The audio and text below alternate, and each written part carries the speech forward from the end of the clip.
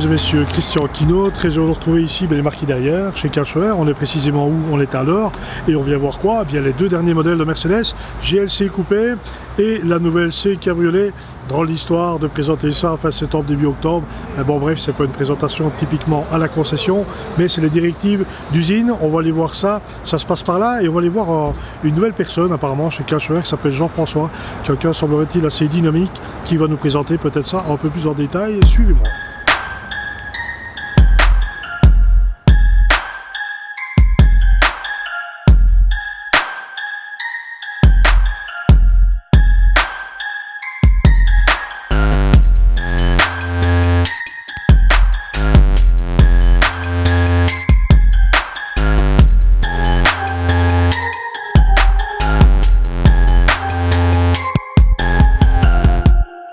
Alors là maintenant nous sommes en direct évidemment chez Karl. On a une présentation particulière, non pas une mais deux, avec le responsable communication, le responsable commercial Karl.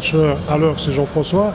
Alors on va essayer évidemment d'étudier un petit peu plus les deux présentations parce que pour finir chez Mercedes on ajoute des déclinaisons.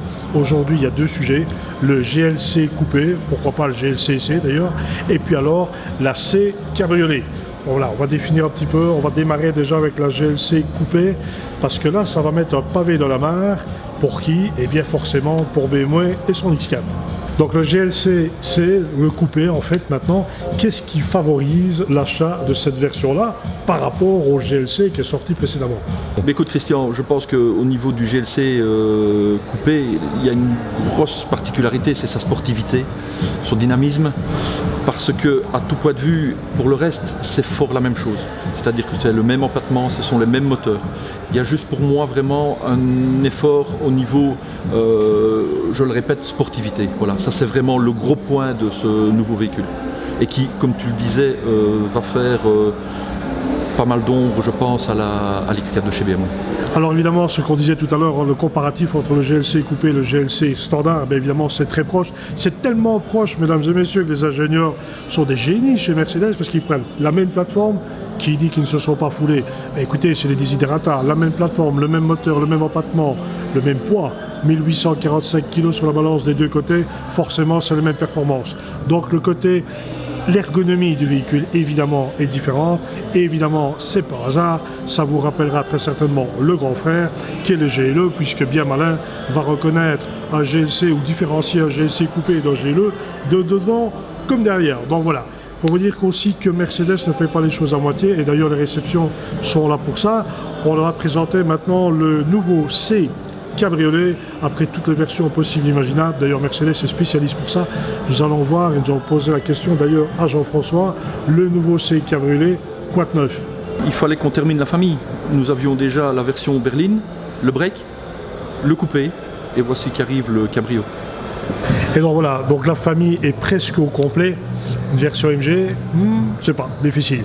Toujours est-il, vous pouvez reconnaître que dans ce cas de figure, AMG a fait très fort, puisqu'il y a même d'ailleurs, nous avons la chance d'être sur le stand AMG, parce que Karl est une concession reconnue AMG, donc vous avez vraiment votre espace, votre accueil, c'est tout à fait particulier. Donc voilà, avant qu'on ait un peu trop de monde autour de nous, on va aller jeter un petit coup d'œil sur ces deux fameux véhicules, et puis alors après, je vous inviterai évidemment à voir leur reportage, et évidemment, nous allons nous sacrifier des véhicules évidemment sur la chaussée, très certainement sur les autoroutes allemandes.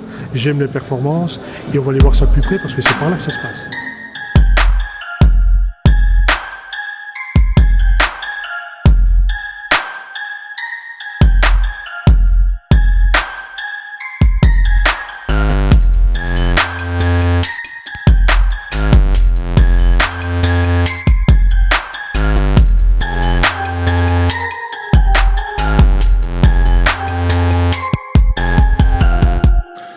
Alors, ton avis sur l'intérieur? C'est un peu la chanson de Liesas, ça n'a pas changé. Mais toi, avec ton double mètre, là, t'arriveras à te mettre derrière? Évidemment, il y a de la place ici. Tu veux faire un essai avec moi? Comme alors là, si je suis placé à gauche, pas de problème. Tu peux toujours rêver.